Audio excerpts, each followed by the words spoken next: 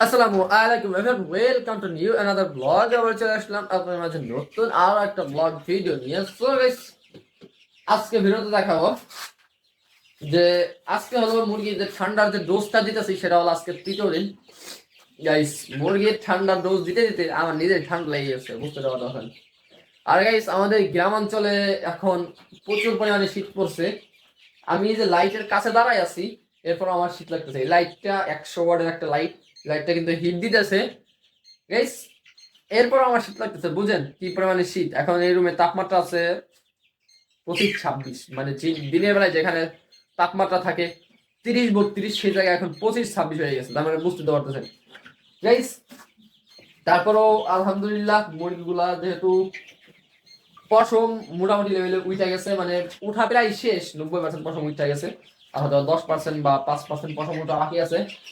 তো চলেন বেশি কথা না বলি, আজকে হইতে পারে লাস্ট ডোজ, মানে আজকে তৃতীয় ডোজ ঠান্ডার।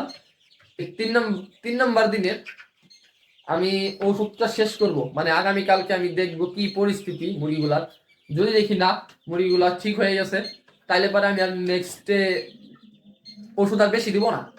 আর যদি দেখি না ঠিক হয় নাই, তাহলে হয়তো আমাকে আরো 2 দিন অথবা 4 দিন আমাকে আরো ওষুধ খাওয়াইতে হবে।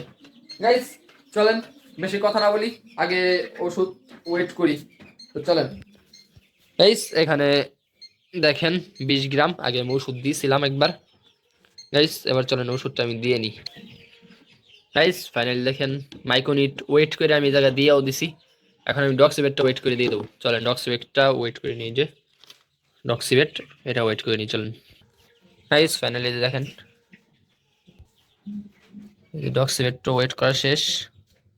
এখন গাইস আমি এটা দিয়ে দিই, এই যে দিয়ে দিলাম। এখন পানিটা গুলাই নি। এবং গাইস চলেন আপনাদেরকে আমি আর একটা আজব জিনিস দেখাই। মুরগিগুলা দেখেন শীতের থেকে বাইরে চলে আসছে। দেখেন গাইস, মুরগিগুলা শীতের থেকে বাইরে চলে আসছে। তো গাইস চলেন ওষুধটা একবার ভরার পর আপনার সাথে কথা বলি। 2টা পাত্রই ভরা শেষ, এখন এই 2টা পাত্র আমি দিয়ে দেবো। চলেন একটা একটা করে দিয়ে দিই। গাইস সবাই কমেন্ট বক্স অবশ্যই মাশাআল্লাহ কমেন্ট করবেন।